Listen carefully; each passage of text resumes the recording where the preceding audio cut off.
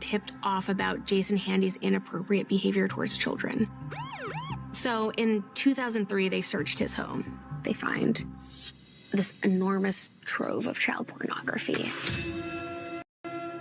Over 10,000 images of children, including 1,768 images of young girls in erotic poses, 238 images of young girls in sexually explicit poses, and 2 images of girls engaged in bondage activity.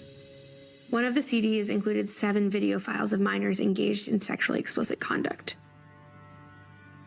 The officer said we found Ziploc bags, each one with a girl's name on it, and each Ziploc bag had some kind of token in it. And she said the reason I'm calling is we found a Ziploc bag with Brandy's name on it, and there were letters from her in that Ziploc bag. She had started describing some of the other bags and what were in them. There was a Ziploc bag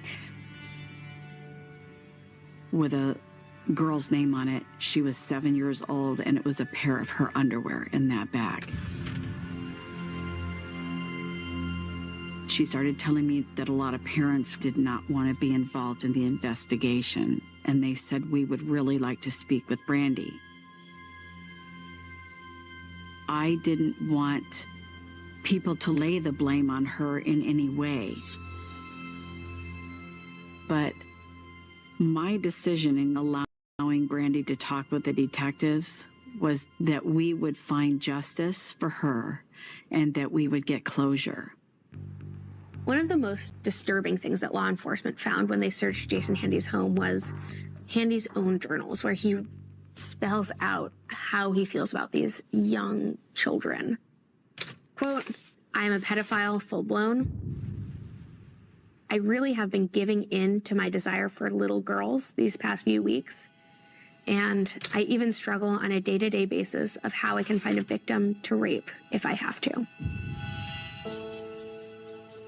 Eventually, Brandy had to go to court and testify against him. There was another family there. Their daughter was there to testify against Jason. They fell into his trap also. It went a little bit further on their end. Jason Handy meets another girl on a different Nickelodeon show, Cousin Skeeter. She was just a guest star on the show. They became friendly. And on one day in the spring or summer of 2000, when the girl was 9 years old, she and Jason Handy were playing video games in her bedroom.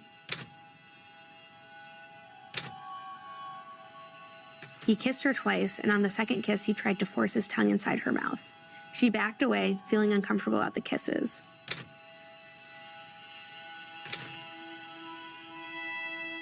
He told her not to tell her mother about the kisses. He had also told this young girl, "I can get you on other shows." So there was that promise of he's going to take her far in this business.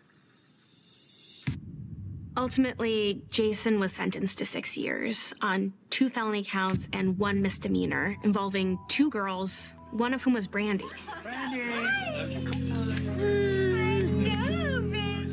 I no longer trusted anybody with children in this industry.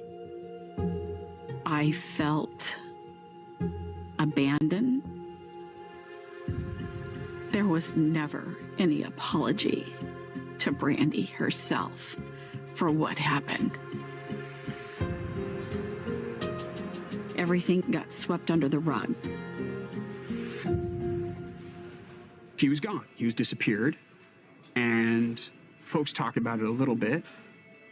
But there's this sort of like steamroller effect of the pressure of the environment that the show must go on.